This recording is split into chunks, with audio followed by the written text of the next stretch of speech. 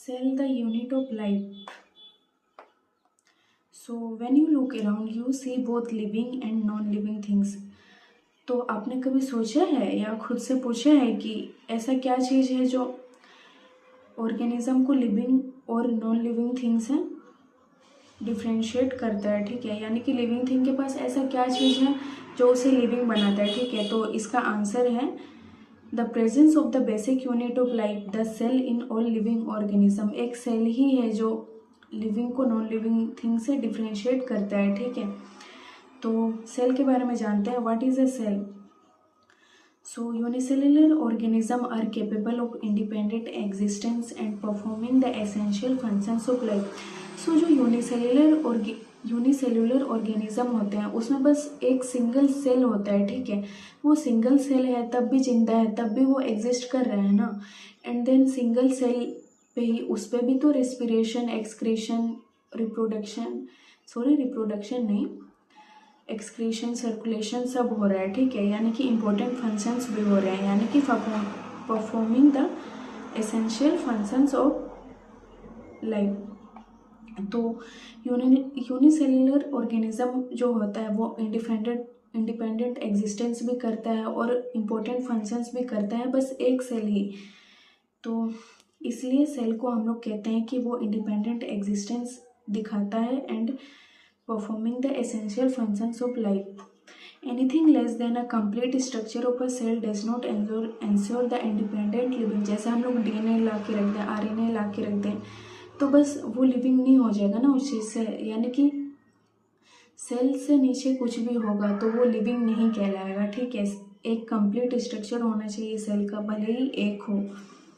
Hence, cell is the fundamental structural and functional unit of all living organism। यानी कि cell एक cell structure भी बना रहा है जैसे कि यूनिसेलुलर ऑर्गेनिज्म में, और एक सेल यूनिसेलुलर ऑर्गेनिज्म में फंक्शन भी कर रहा है, इसलिए सेल को fundamental structural and functional unit of all living organism कहा गया है। Now discovery of cell. So Anton van Leeuwenhoek ने सबसे पहले डिस्क्राइब करा था लाइफ सेल, ठीक है। देन रॉबर्ट ब्राउन ने बाद में न्यूक्लियस को डिस्कवर करा। देन बाद में invention of microscope and its improvement leading to the electron microscope reveal all the structural details of the cell. Now cell theory. 1838 में Matthias Schleiden, a German botanist, examined a large number of plants and observed that all plants are composed of different kinds of cells which form the tissues of the plant। यानी कि स्लेटन ने observe करा कि जितने भी plants होते हैं वो अलग अलग तरह के सेल्स से बने होते हैं एंड सेल्स आगे जाके टिश्यूज बनाते हैं, ठीक है। और उसी टाइम पे 1839 में और एक साइंटिस्ट आया श्वान, वो एक जर्मन जूलॉजिस्ट था, उसने भी different types of animals cells को स्टडी करा and reported that cells had a thin outer layer which is today known as the plasma membrane। then उसके बाद बताया कि सेल के बाहर में एनिमल सेल के बाहर में थिन आउटर लेयर होते हैं जिसको हम लोग कहते हैं plasma membrane. He also concluded based on his studies on plant tissues, उसने प्लांट टिश्यूज को भी स्टडी करा था, ठीक है। That the presence of cell wall is a unique character of plant cell. कहता है कि प्लांट सेल में यूनिक फीचर होता है कि उसमें सेल वॉल होता है प्लाज्मा मेम्ब्रेन के बाहर भी, जबकि एनिमल में बस प्लाज्मा मेम्ब्रेन ही आउटर लेयर होता है, ठीक है। On the basis of the Schwann propose the hypothesis that the bodies of animals and plants are composed of cell and product of sales.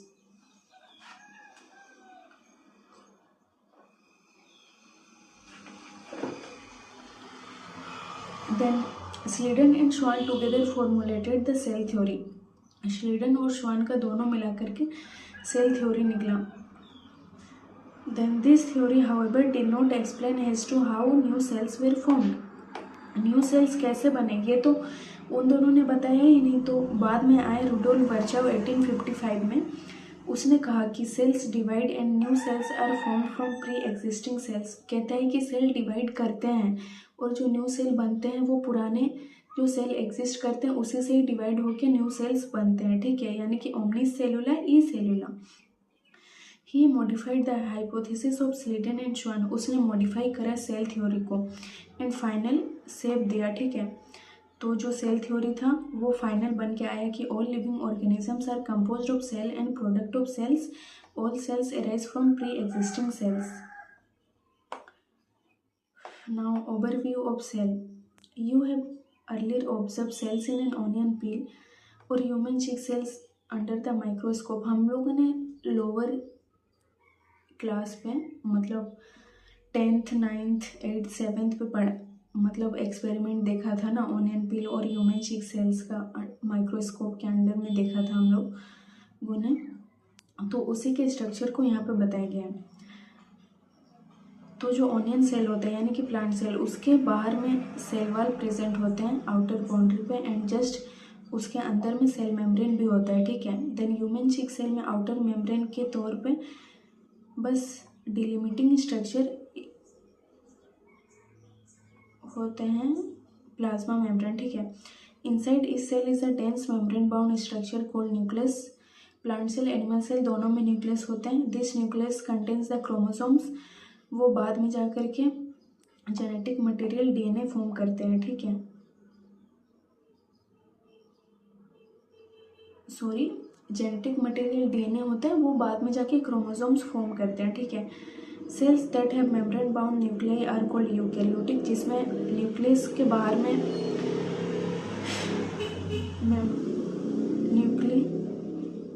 जिसमें न्यूक्लियस के बाहर में न्यूक्लियर एनवेलप होगा उसको कहेंगे यूकेरियोटिक, और जिसमें मेम्ब्रेन बाउंड न्यूक्लियस नहीं होगा उसको कहेंगे prokaryotic. In both prokaryotic and eukaryotic cells a semi fluid matrix called cytoplasm occupies the volume of the cell. तो सेल के अंदर में प्लाज्मा मेम्ब्रेन के अंदर में बोथ प्रोकैरियोटिक और यूकेरियोटिक में साइटोप्लाज्म होते हैं। The cytoplasm is the main arena of cellular activities in both plant and animal sales.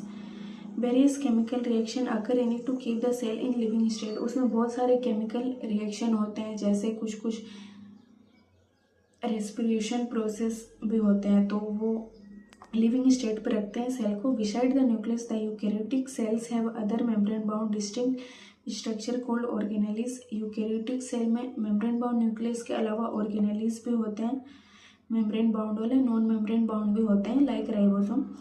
Like the endoplasmic reticulum, Golgi complex, lysosome, mitochondria, microbodies, and vacuoles, the prokaryotic cells lack such membrane-bound organelles. उसमें membrane-bound organelles नहीं होते हैं, ठीक है। Ribosomes are non-membrane-bound organelles found in all cells, both eukaryotic as well as prokaryotic. Within the cells, ribosomes are found not only in the cytoplasm.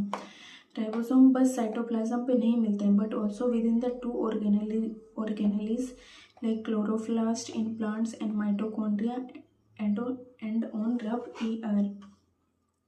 Animal cell contain another non-membrane bound organelle called centrosome, which help in cell division. Cell differ greatly in size, shape and activities, यानी कि function. For example, mycoplasma, the smallest cell.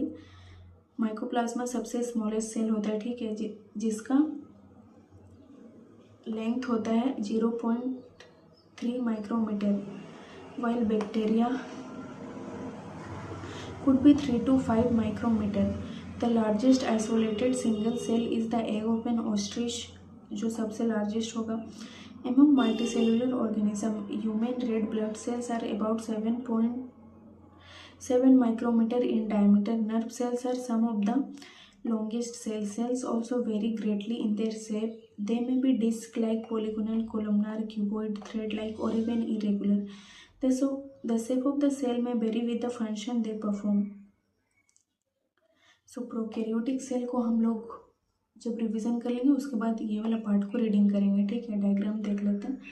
So red blood cells, जितने भी sales होते हैं उनका shape उनके function पे depend करता है, ठीक है।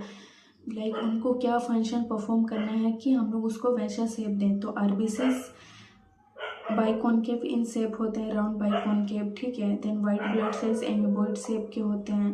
Then columnar epithelial cells long and narrow होते हैं, बिकॉज इसको सिक्रीशन करना होता है, ठीक है।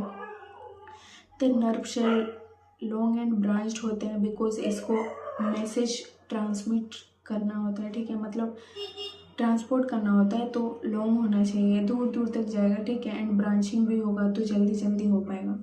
देन ट्रैकीड जो प्लांट में होते हैं वो एलोंगेटेड होते हैं, लंबे होते हैं, बिकॉज उसको भी वाटर ट्रांसपोर्ट करना होता है, ठीक है। Then mesophyll cells round and oval shape के होते हैं, ठीक है। Thank you.